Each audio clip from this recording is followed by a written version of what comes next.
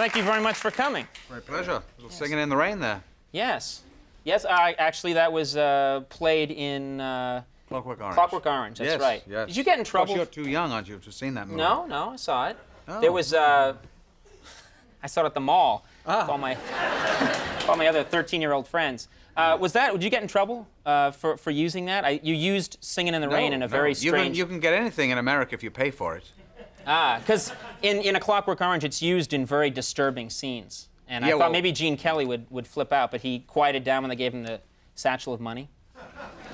I don't think that Gene Kelly wrote the song, so he didn't get it. So, but I don't think that Gene Kelly was too thrilled with the fact that I was raping a lady and beating up her husband while singing in the rain. Right. But the truth is that he didn't go to the theater and say, "That's my song." Yeah, really. Wow. Wow, cool. What a neat way. What a neat and new way of looking at that song, you know. But the fact is, it was an homage to him because in that scene, I'm supposed to be euphoric. And so when I was rehearsing it, I just started to sing. You improvised that in the scene? Yeah. Your character Alex is he's a dangerous delinquent. He travels with a gang. But his one redeeming feature, he loves Beethoven. Oh, I thought it was that he wore a bowler. Well, that's another redeeming feature, but that's just to say that he's English, you know. Uh-huh. Well, this was it was a very disturbing movie. It came out. When did it come out? In '71? Yeah, 1971. It's like when I see bits of it now, it's like looking at my son, you know. It's so long ago, it's so weird for me to see that movie now. Well, it had a big impact on young people everywhere. Yeah. I mean, it's very pre-punk in a way, you know, the... It is pre-punk. It was the, yeah, I mean, I think in some newspaper, I think they described me as the father of punk, which was kind of because of that movie. Yeah. And the way you talk in that movie is very arresting. It's you have your own language in that movie. It's a wonderful language that Anthony Burgess, who has since passed on to that one up in the sky. Unfortunately, he died a couple of weeks ago.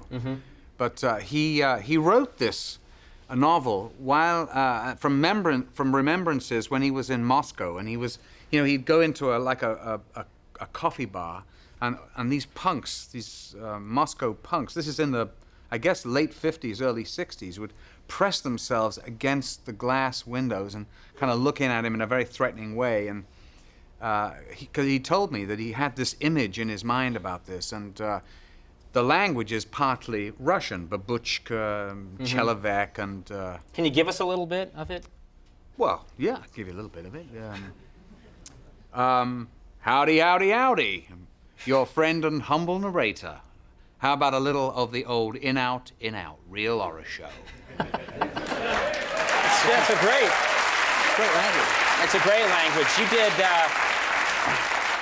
You did the movie that probably had a bigger impact on me. I grew up in Boston, and when Caligula came out, it was a big deal. I heard it had a big influence on you, didn't it? I can see it in the show.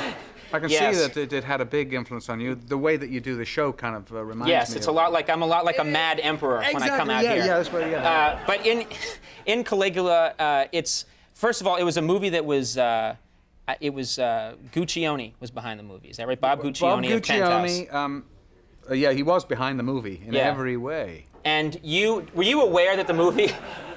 Were you aware that the movie was going to be that sexually explicit?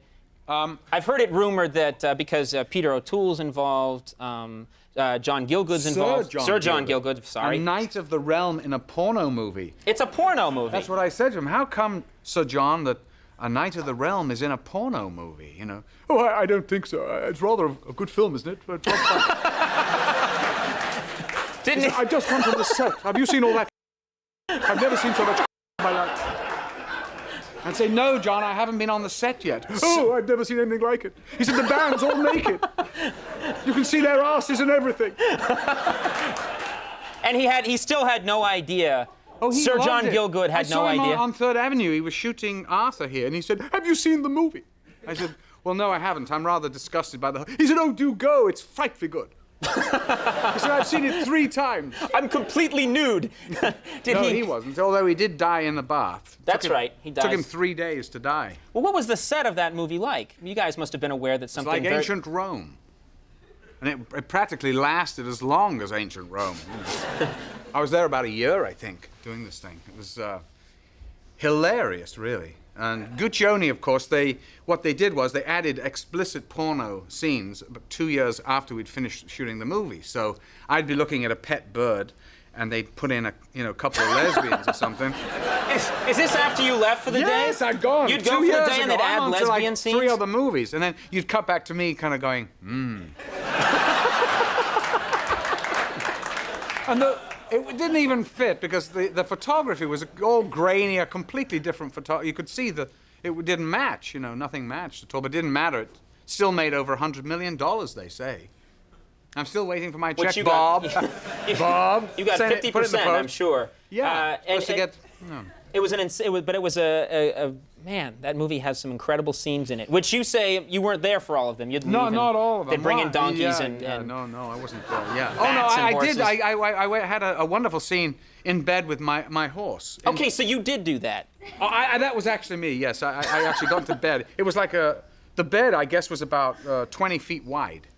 And I said, why is it such a big bed? They said, your horse is coming into bed. And I said, but a stuffed horse, right? They went, no, the real horse.